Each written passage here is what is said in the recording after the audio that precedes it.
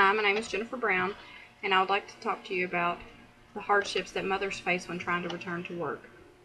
A very real problem in our community is that there are very limited job opportunities for mothers. The whole system seems to work together to prevent a stay-at-home mom from returning or entering the work field. I have been looking for a while, and I can't find anything that would work with my situation. It's very frustrating for those of us who would love to go back to work and need to, but when you turn in a resume that has very little job experience and an 8-year gap, not too many employers get excited about hiring you.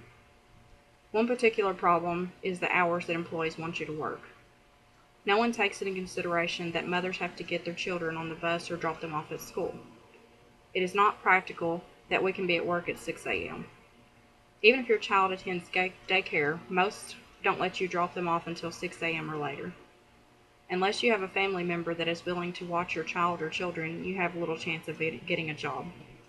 Another problem is the cost of daycare or a babysitter. The average cost of daycare in Kentucky is $6,500 per year. That's only for one kid. If you're only making minimum wage, then your entire check will go to paying for daycare costs and gas. So you might as well stay home and do nothing. There are so many obstacles that stand in the way of mothers getting meaningful employment. Also, if you don't have a college degree, you might as well not even apply anywhere. But it's not very easy to get a college degree when you have children. Once again, if you can't afford daycare to work, then you won't be able to afford daycare to go to school. At least when you're working, you're making money to pay for the daycare. When you're at school, chances are you're paying the school to attend and you're paying for daycare. Depending on an individual's situation, you may or may not receive financial aid and child care assistance. If you can get help, by all means, go for it.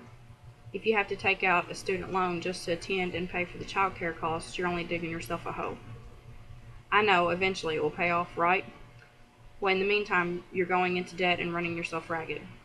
Out of 11 great jobs for parents, only 2 of them stated that only a high school diploma was required. The rest required an associate's degree or a bachelor's degree. For those rare jobs that you may come across that don't require a degree and pay more than minimum wage, if you read into it, most require several years of experience in that specific field. Okay, so how do I get the experience if no one will hire me? Like I said, the whole system is working against us mothers. The only solution I see available would be to offer financial assistance to mothers trying to go back to school to get an education regardless of the income. In my case, I qualify for financial aid, but not the full amount. I don't get enough to pay for everything. That prevents me from being able to further myself. Everything is based on your gross income, which doesn't make any sense to me. You don't see that money, so why should it count? Being middle class typically means that you get the short end of the stick. The government says you make too much to get any help, but in reality you don't make enough to do it on your own.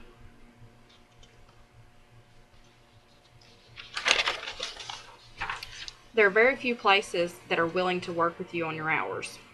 Let's say all of your children are in school full time. This technically makes it a little easier to go back to work because you don't have to worry about paying for full-time daycare. Most schools offer us after-school programs for a much cheaper weekly rate than other child cares. But then you still can't find a job because they want you to be there by 6 or 7 a.m. In my case, my children get on the bus at 6:30 in the morning. If I could find a job where I live in Ohio County that started at 7, then technically I could get there on time. But in reality, there aren't many job opportunities in Ohio County, so I would have to go to Owensboro. That's when the problem arises. I can't make it there in time, so even when the daycare obstacle is out of the picture, I would still have time constraints. If employers would offer better hours, which probably will never happen, I might be able to work. Also, there will be days when your child or children are sick and you have to take off work. Some places won't tolerate these types of things, and you could risk losing your job. All of the time you take off to care for your sick children is unpaid. Also, if you have more than one child, chances are the sickness will get passed from child to child. An employer might understand if you miss a day or two, but after that they will become less understanding. While it is important that an employee be at work, there are times when emergencies arise. Some people don't have anyone to rely on but themselves. There should be some sort of law protecting working parents from losing their jobs over time missed for taking care of their children. Employers should look at each individual employee and judge them according to that. If you do not have a strong family support system and you don't have the financial ability to pay someone to take care of your children, you should probably just stay at home. Anytime I put an application in, I know that there will be many others apply for the same position that are way more qualified than I am.